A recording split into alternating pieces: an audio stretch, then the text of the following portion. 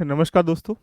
आशा करता हूँ सब बहुत अच्छे होंगे। देखिएगा, आर को लेकर बहुत सारी भ्रांतियां हैं।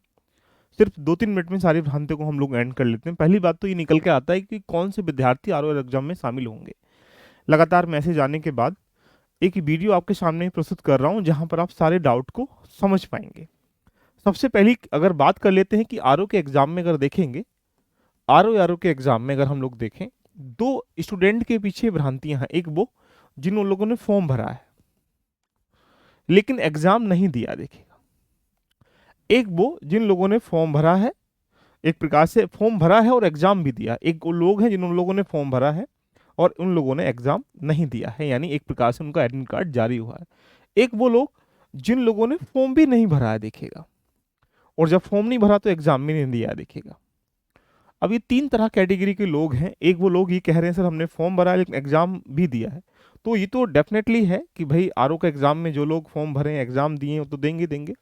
लेकिन जिन लोगों ने फॉर्म भरा है लेकिन एग्जाम सेंटर पे नहीं गए, एडमिट कार्ड भी जारी हुआ है उनका लेकिन डाउनलोड भी नहीं किया, निकाला भी नहीं है, एक वो है जो बिल्कुल न्यू एस्पिरेंट जिन्होंने फॉर्म भी नहीं भरा और एग्जाम देंगे कहाँ से। तो इसके लिए चर्चा मैं कर लेता हूँ। आपको इसके लिए दो चीजें देखनी पड़ेंगी। देखिएगा, 2016 में यही सेम आर का एग्जाम होता है और वहां पर भी यही सब चीज़ों इस बार देखने को मिली हैं, ऐसी घटनाएं वहां देखने को मिली थी। उसका एग्जाम 2021 में होता है, 5 साल के बाद। तो एग्जाम जो कैंसिल हुआ था वो पूरा ही आर का एग्जाम कैंसिल हुआ। ऐसी स्थिति में जिन लोगों ने फॉर्म भरा था, अब उन लोगों ने एग्जाम दिया है, वो लोग भी पार्टिसिपेट करेंगे। जिन लोगों ने एग्जाम नहीं दिया है वो लोग भी पार्टिसिपेट किए थे। यानी आप कह सकते हैं कि 16 के बिहाफ पे अगर हम लोग देखें, तो अगर एग्जाम पूरा ही कैंसिल हुआ है तो उस स्थिति में हम ये कह सकते हैं कि फॉर्म भरने वाला विद्यार्थी यहाँ पर एग्जाम में दोबारा पार्टिसिपेट हो सकता है, चाहे उसने एग्जाम दिया या ना दिया, उससे कोई मैटर नहीं करता। लेकिन यही घटना 2015 के पीसीएस के एग्जाम में एग्जाम में देखने को मिलती है, 15 में एग्जाम में। और घटना क्या है कि जैसे दो पेपर होते हैं, दो जीएस का और एक सी सेट का। तो यहाँ पर क्या हुआ था कि सिर्फ सी सेट जीएस का पेपर क्या हुआ था, समस्याएं पैदा हुई थी, तो सिर्फ इसको कैंसिल किया गया था, इसको कैंसिल नहीं किया गया था। तो ऐसी स्थिति में क्या हुआ, ऐसी स्थिति में हम ये कह सकते हैं कि जिन बच्चों ने एग्जाम दिया होगा वही पार्टिसिपेट करेगा, और यानी उस स्थिति में उसका सी सेट तो भाई होना ही नहीं है। तो ऐसे बिहाफ पे जाएंगे तो भाई कौन दे सकता है जिसने सिर्फ दोनों एग्जाम दिए गए होंगे। लेकिन ये स्थिति तब है जब एक पेपर को कैंसिल किया जाए। आरओ का एग्जाम 2023 का जो ये है, यहाँ पर कंप्लीट पेपर कैंसिल हुआ है, जिसका आप जान सकते हैं कि एक तो उसका हिंदी का है और एक यहाँ पर क्या है, जीएस का।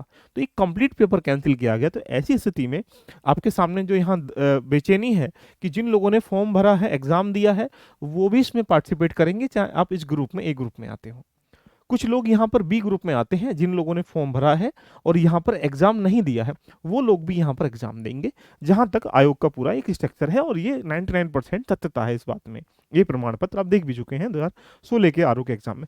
लेकिन कुछ बच्चे बोल रहे हैं सर फॉर्म भरेंगे क्या। इसके लिए आयोग जो है आरओ का कोई नोटिफिकेशन नहीं निकालेगा। इसीलिए जब नहीं निकालेगा तो सिर्फ यहाँ पर जो बच्चे फॉर्म नहीं भर पाए हैं तो एग्जाम नहीं दे पाएंगे। इसलिए जिन बच्चों ने फॉर्म नहीं भरा है वो एग्जाम नहीं दे पाएंगे। इसलिए सी वाले बच्चे इसकी तैयारी एक प्रकार से कह सकते हैं, इसको दूरी कर सकते हैं।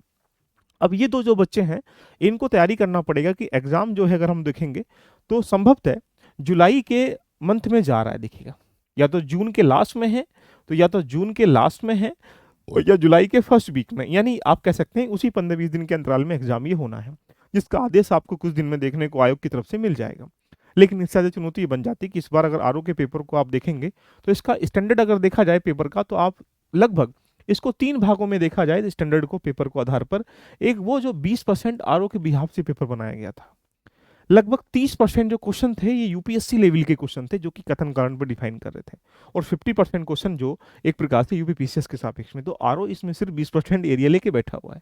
तो आपकी चुनौती बन जाती है कि जो ये मिला हुआ समय है, लगभग 110 से लेकर 115 दिन के आसपास का समय है, इसको यूटिलाइज कैसे किया जाए। अब आपको यहाँ पर एक प्रकार से पूरी कंसेप्ट के साथ में देखो, सारे क्वेश्चन देखेंगे तो कथन कारण है, मैचिंग वाले भी या कथन कारण है, यानी इस तरीके के क्वेश्चन को डिजाइन किया गया कि अभी तक का आरओ का टफेस्ट पेपर है। अब आपकी नीड क्या है, आपकी नीड ये है कि आप एक प्रकार से जीएस को बिल्कुल डीपली पढ़ें, चाहे कोई भी सब्जेक्ट क्यों ना हो। हिंदी को भी आपको प्री मेंस को लेकर साथ में लेके चलना पड़ेगा। साथ में यहाँ पर आपको एसए भी करना पड़ेगा और इस सब खंडों के सापेक्ष में आपको कंसेप्ट पे बेहतर पकड़ बनानी पड़ेगी, फैक्ट पर भी बेहतर पकड़ बनानी पड़ेगी, साथ में आपको रिवीजन भी करना पड़ेगा, साथ में आपको टेस्ट भी देना पड़ेगा। और ये सब चीज़ें अगर आप कर पाते हैं तब आप आरओ को एक प्रकार से अच्छी तरीके से क्वालिफाई कर पाएंगे। नहीं तो पेपर देखकर यही हालात होंगे कि पेपर टफ था, अगली बार ट्राई करेंगे। ये मौका जो आपको द्वारा, ईश्वर के द्वारा या फिर किसी न किसी उपलब्धि के द्वारा तुमको मिल चुका है, इसको कहीं ना कहीं बनाने का प्रयास करिएगा। तो 110 दिन की रणनीति इतनी बेहतर बनाइएगा जिससे कि आप इन सबको कर सकते हैं। यदि आप हमारे साथ जुड़कर इन सबके साथ जीएस का यानी जो प्री का पार्ट है, जो मेंस का पार्ट है, इसको लेके चलना चाहते हैं, तो चाहे वो जीएस हो, चाहे हिंदी हो, चाहे जीएस एसए हो, इसमें कंसेप्ट, फैक्ट, रिवीजन, पीवाईक्यू सब कुछ अवेलेबल है। इसके लिए आपके सामने हम लोग लेके आ चुके हैं एक सिमिलर बैच, जिसके अंतर्गत आप देख सकते हैं कि प्री मेंस की तैयारी एक साथ कराई जाएगी। इसके अंतर्गत क्या मिलेगा? इसके अंतर्गत आपको पूरा कंप्लीटली प्री मेंस की जीएस मिलेगी, आपको हिंदी मिलेगी, आपको यहाँ पर एसए मिलेगा, साथ में आपको यहाँ पर मिलेगा यहाँ पर टेस्ट, जो कि टेस्ट हिंदी के 20 टेस्ट रखे गए हैं, जो कि इंडिविजुअल भी हैं और कंप्लीट फुल लेंथ टेस्ट भी हैं। ऐसे जीएस के इंडिविजुअल सब्जेक्ट वाइज टेस्ट भी हैं और यहाँ से फुल लेंथ टेस्ट भी हैं। तो 45 टेस्ट आपको यहाँ पर इसके साथ में मिल रहे हैं। तो आप अगर तैयारी करना चाहते हैं तो ये दिया गया एप्लीकेशन का लिंक है, आपको कुछ नहीं करना है, आपको एल्ब लर्निंग एप्लीकेशन पर जाना है। ऐसा इंटरफेस आपको दिखाई देगा। इसके बाद आपको यहाँ पर जाने के बाद परचेस में जाना है।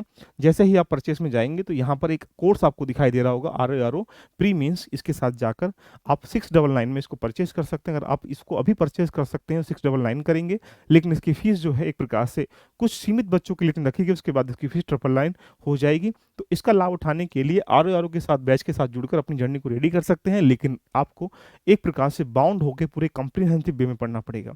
रही बात सर प्रीलिम्स की तैयारी, हम भी सब लोग जिससे कराते हैं सब लोग फ्री ही कराएंगे, लेकिन चुनौती बन जाती है कि उसमें डीप डेप्थ नॉलेज कितनी है और प्री मेंस को साथ इंटरलिंक करके कैसे पढ़ाया जा रहा है।